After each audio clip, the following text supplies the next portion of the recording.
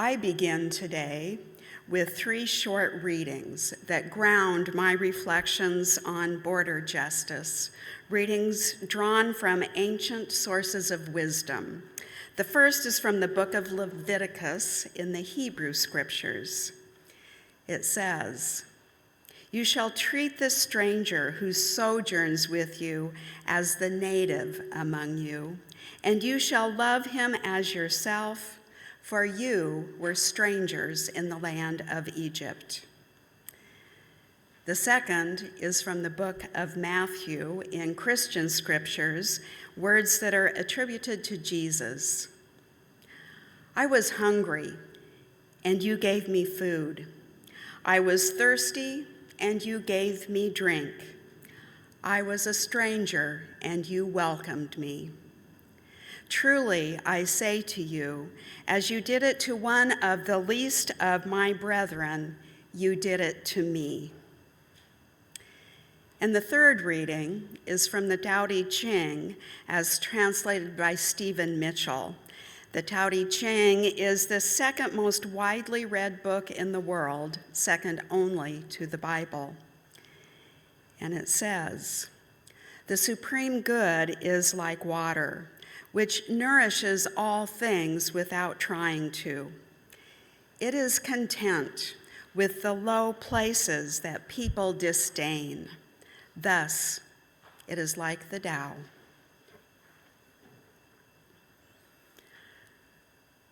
It was a hot summer day when I stood at an overlook just off of I-10, headed south toward the borderlands between Arizona and Mexico. The view of the rocky desert floor below was a series of interconnected trails dotted with mesquite, acacia, and ocotillo. "That's where we're headed," said one of the volunteers for No More Deaths, one of my traveling companions. "And those are the migrant trails we'll be walking." I was looking at trails made by thousands of human feet, making the perilous journey across harsh terrain, some fleeing persecution, some seeking a route out of poverty for themselves and their families, some seeking to reunite with family already living in the United States. Little did I know that day that my journey was just beginning, one that would take me places I never would have imagined, from deep in the desert to walk those migrant trails, to across the border with Mexico, to detention facilities in Arizona and Georgia, to federal courtrooms in Tucson, to protests in the streets of Phoenix and Tucson, to kitchens of churches offering sanctuary to undocumented immigrants, to riding with the Border Patrol, to a cemetery where I blessed the graves of unidentified migrants whose remains had been recovered from the desert, to adopting No More Deaths as a ministry of the Unitarian Universalist Church of Tucson,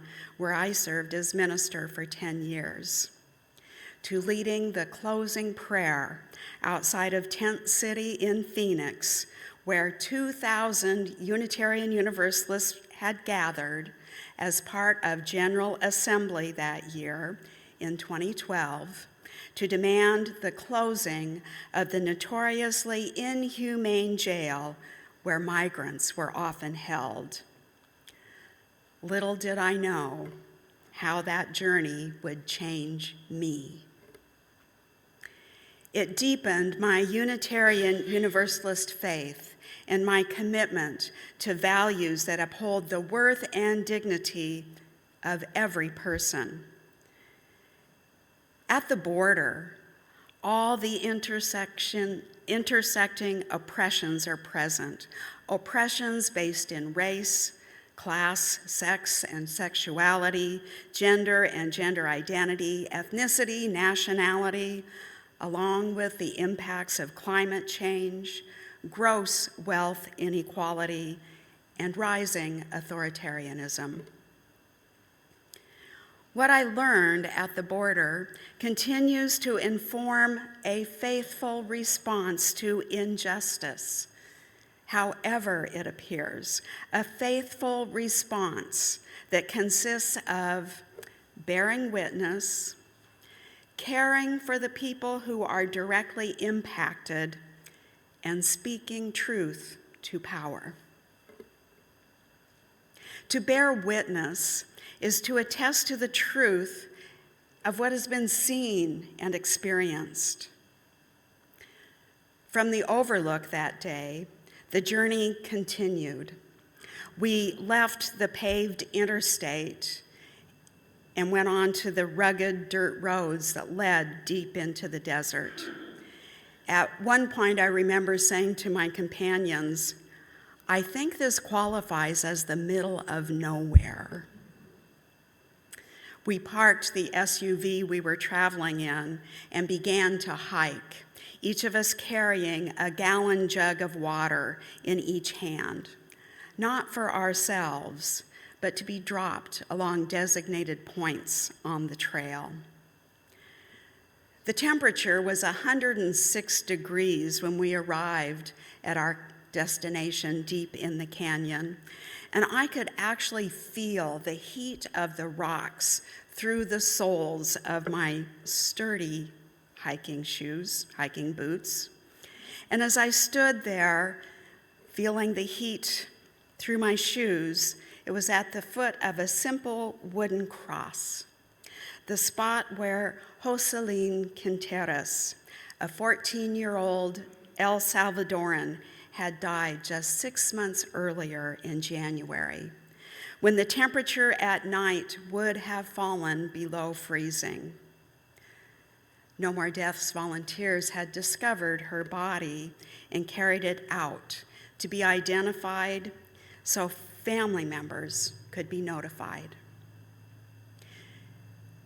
It is a sacred pilgrimage for No More Deaths volunteers to visit the shrine in honor of Jocelyn's memory.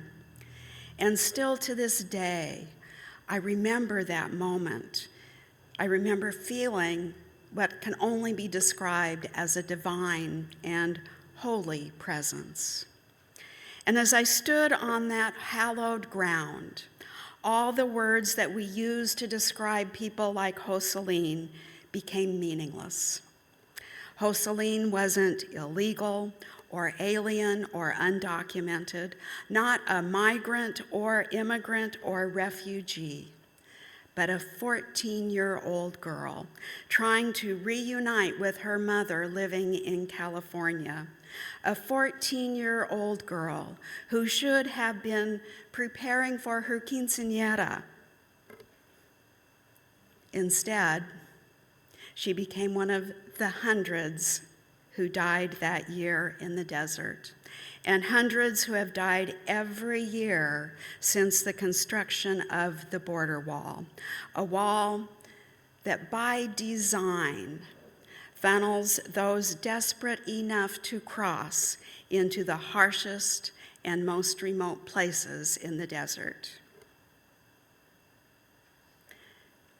To bear witness is to be willing to go where there is injustice, to see the people behind all the labels, numbers, and statistics, the people behind all the laws, all the policies, and the politics. Sometimes to bear witness, one must first shine light into shadowed places. The next time I heard myself say, "I think this qualifies as the middle of nowhere," I was traveling through a remote area of rural Georgia.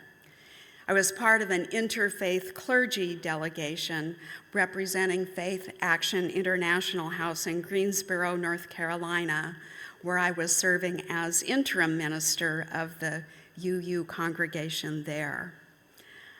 Our destination that day was the Stewart Detention Center in Lumpkin, Georgia, a privately owned, for-profit facility where people in this country without proper documents are held in inhumane, prison-like conditions, often for months and even years while they await legal proceedings.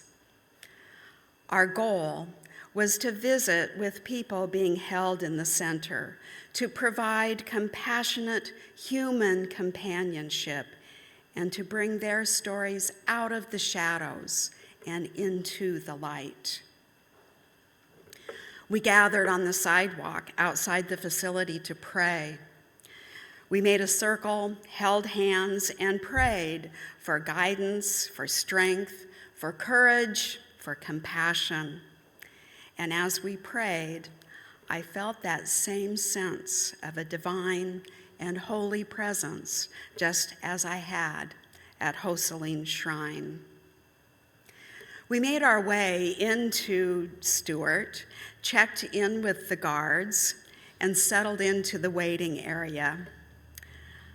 I waited for nearly 3 hours and never did get to see the person I was there to visit, even though I had been told I would.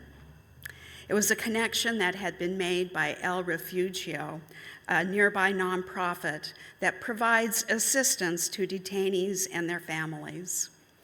But while I waited, I got the chance to observe the workers in the facility.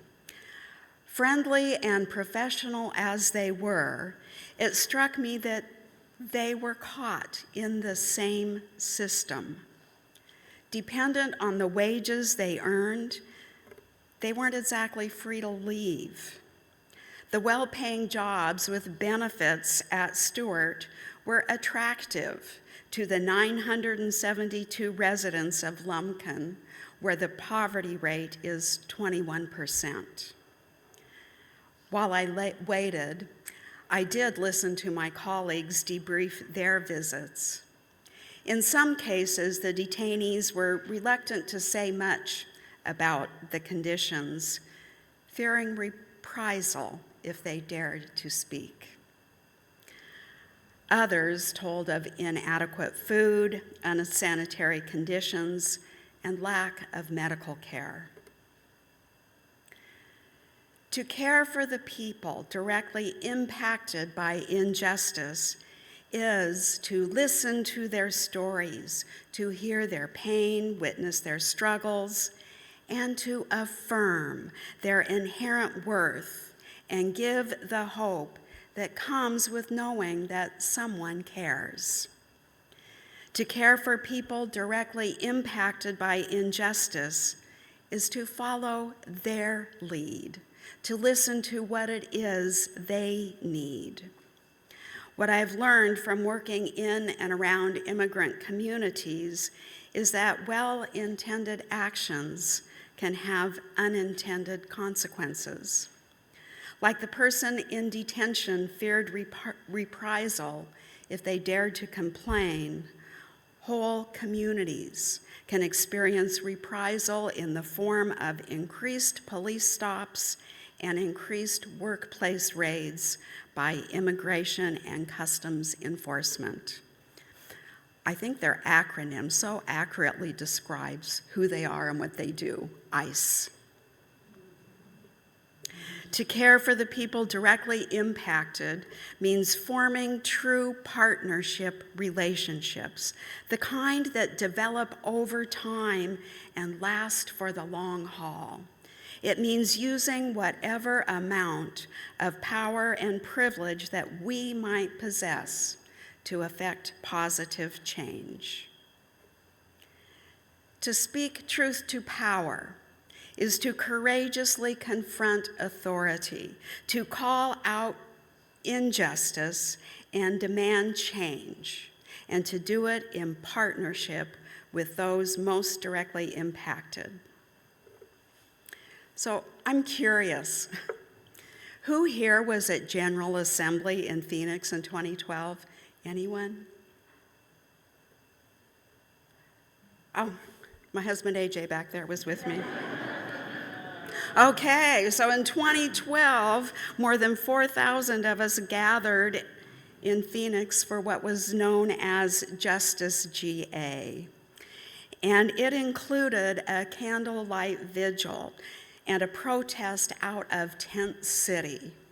It was an action that was requested by the communities in Phoenix that were most impacted by the immigration practices happening there. And Tent City, if you don't know it, was a jail that was a tent in Phoenix, Arizona, where the temperature in the summer gets to be 115 degrees. We were asked to use our power and our privilege to demand change. So when I took the stage that night to offer the closing prayer outside of Tent City, what I wanted most was for those inside to hear my prayer and to know that it was for them. But when I looked out at the sea of faces, 2,000 people standing together in candlelight, I couldn't help but say, "You are beautiful."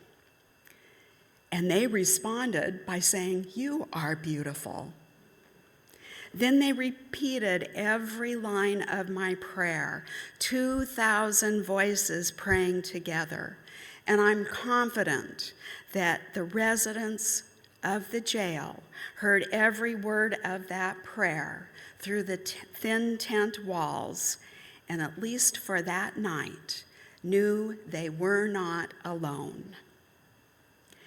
And what I can tell you is that event was the culmination of the efforts of hundreds of Unitarian Universalists on the ground in Arizona, drawing on their years of justice work, bearing witness and caring for the people most impacted by injustice, culminating in gathering our collective strength to speak truth to power, demanding that the Tent City Jail be closed. It took years, but it did happen. And I'm also happy to report that enough light was shined on the Stewart Detention Center that it has since closed too. I had told people that today was not to be a call to action, but I just changed my mind. If I have a call to action today, it's that I have witnessed the collective power of Unitarian Universalists statewide to effect change.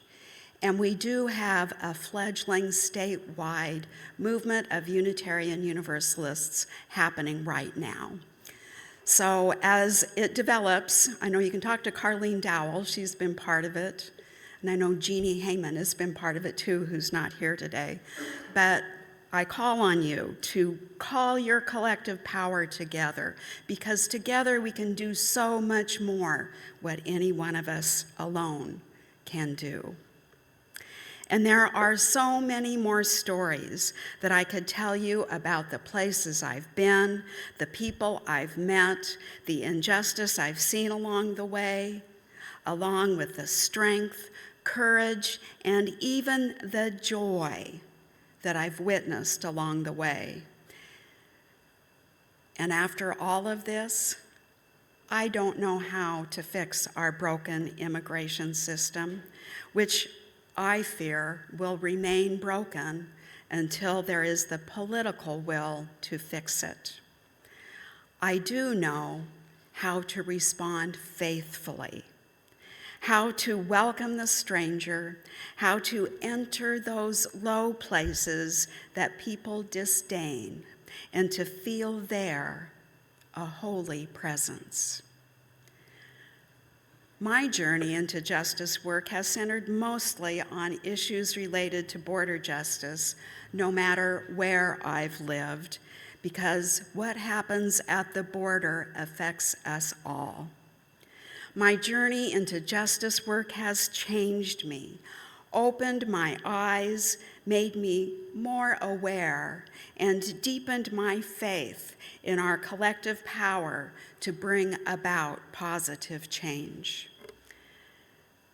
My friends, whatever the issue that calls to you, racial justice, environmental justice, reproductive, climate justice, or any other issue that stirs you to action, the faithful response is the same: to bear witness, to care for the people directly impacted, and to speak truth to power.